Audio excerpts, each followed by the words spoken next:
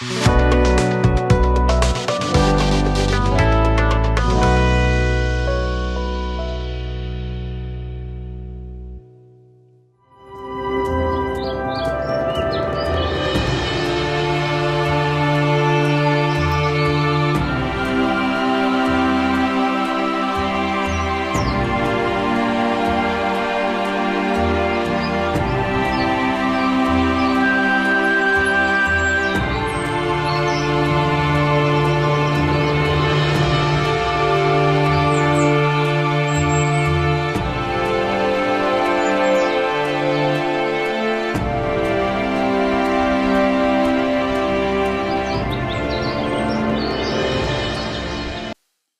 जीशु ख्रीष्ट अति बहुमूल्य नाम संपर्क इंडिया द्वारा प्रस्तुत कार्यक्रम नुआ सकाल आशार आज अध्याय में आपण स्वागत जनाए।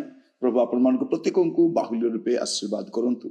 आज जो प्रसंग आम आलोचना करवा आलोच्य प्रसंग होछि न मानिले मरिबे। न मानिले मरिबे आमे बेले कहूना मु कहा कथा मानेनी मते जहा इच्छा मु ताहा करिबी। आज जो प्रसंग कहूछि प्रसंग शीर्षक कहूछि न मानिले मरिबे पक्का सुनिश्चित। प्रकाशित वाक्य 22 पर्व तार 10 और 11 पद लिखा जाउछि।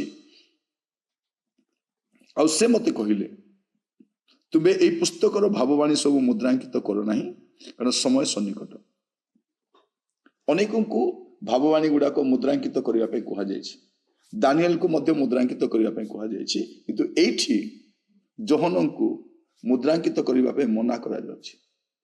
प्रभु कहउछते मुद्रांकित करबा आवश्यक नै समय तो हे गलानी मुद्रांकित काई करिवो। तापर से कोन कहउछन्ती जे अधर्माचारी से आहुरी अधर्माचरण करू। जे अधर्माचारी से आहुरी अधर्माचरण करू। जे अशुचि से आहुरी अशुचि हो। पुणी जे धार्मिक से आहुरी धर्माचरण करू। जे पवित्र से आहुरी पवित्र हो।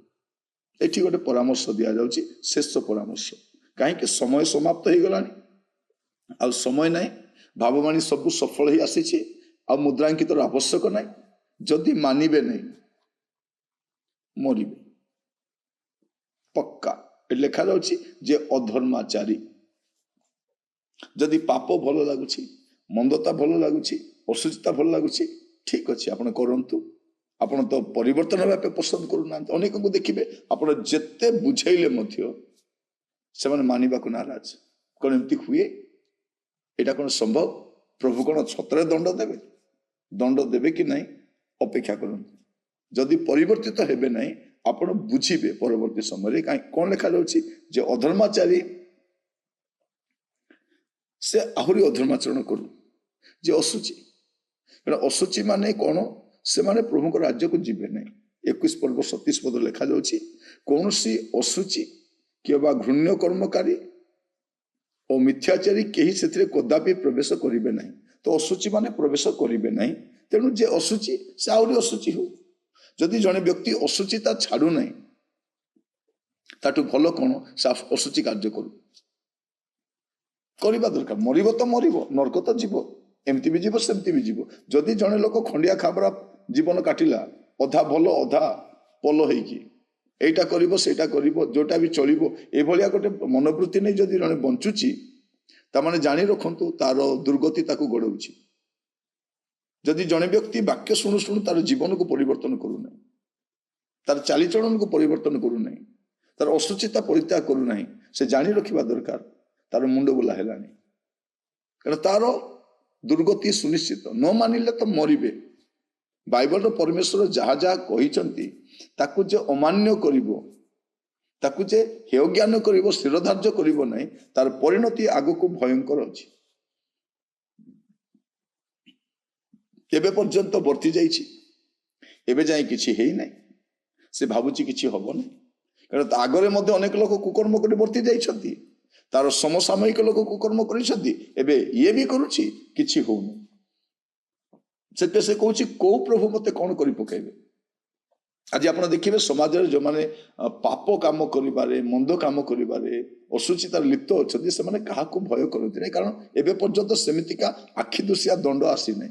जहाँ अन्य मान को घटुची ताकू भी घटुची अन्य मान भी मरुचंती से भी मरुची अन्य मान एक्सीडेंट होउचंती से एक्सीडेंट होउची अन्यर क्षति होउची तार क्षति होउची ତେଣୁ ସେ ଭାବୁଛି ସମସ୍ତଙ୍କୁ ସମାନ ଘଟିବ ବୋଲି। କିନ୍ତୁ ଯୋଉ ଦିନ ପ୍ରଭୁଙ୍କର ବିଚାର ଆରମ୍ଭ ହେଇଯିବ, ସେଇଦିନ ଜଣେ ଅଶୁଚି ଜୀବନ କାଟୁଛନ୍ତି ତାଙ୍କର ପରିଣତି ଅତି ଭୟଙ୍କର ହେବ।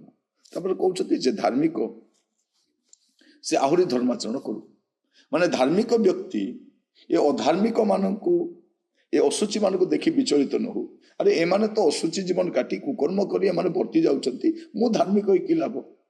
ବେଳେବେଳେ ଲୋକମାନେ କୁହନ୍ତି ଆଜ୍ଞା ମୁଁ ଏତେ ଭଲ ଜୀବନ କାଟି ମୋର କି ଲାଭ?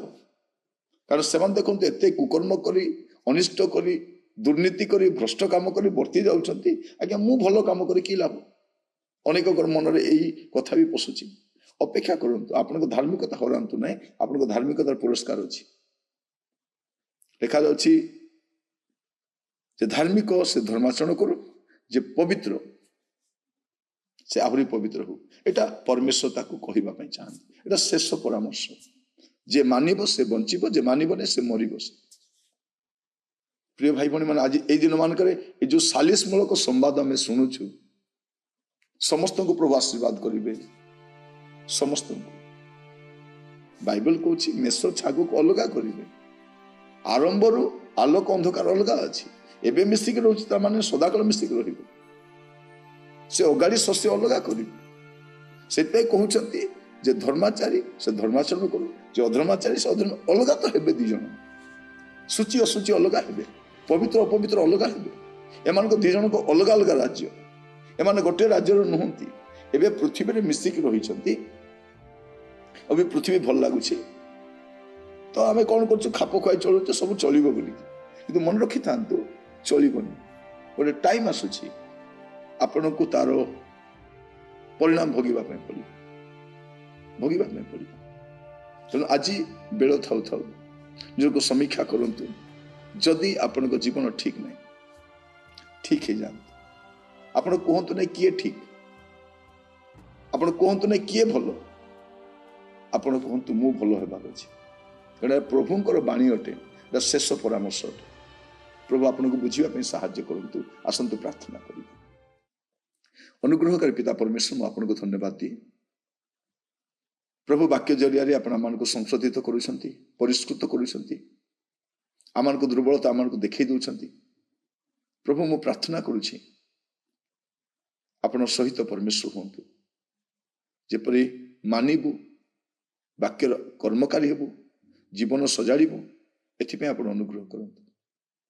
ମୁଁ ଯାହା ମାଗି ନାହିଁ ଦୟାରେ ଦାନ କରନ୍ତୁ। ପ୍ରାର୍ଥନା ଶୁଣିଥିବାରୁ ଆପଣଙ୍କୁ ଧନ୍ୟବାଦ ଦିଏ, ଧନ୍ୟବାଦ ଦିଏ ପ୍ରଭୁ। ଆଦର ମହିମା ଗୌରବ ଆପଣଙ୍କୁ ଦେଇ ପ୍ରାର୍ଥନା ମୋର ପ୍ରାଣର ପ୍ରିୟ ଯୀଶୁଙ୍କ ନାମରେ ମାଗିଲି, ଆମେନ୍। ପ୍ରଭୁ ଆପଣମାନଙ୍କୁ ପ୍ରତ୍ୟେକଙ୍କୁ ବାହୁଲ୍ୟ ରୂପେ ଆଶୀର୍ବାଦ କରନ୍ତୁ। ଆସନ୍ତାକାଲି ନୂଆ ଅଧ୍ୟାୟରେ ଜଡ଼ିତ ହେବା। ବିଦାୟ ଦିଅନ୍ତୁ। ନମସ୍କାର।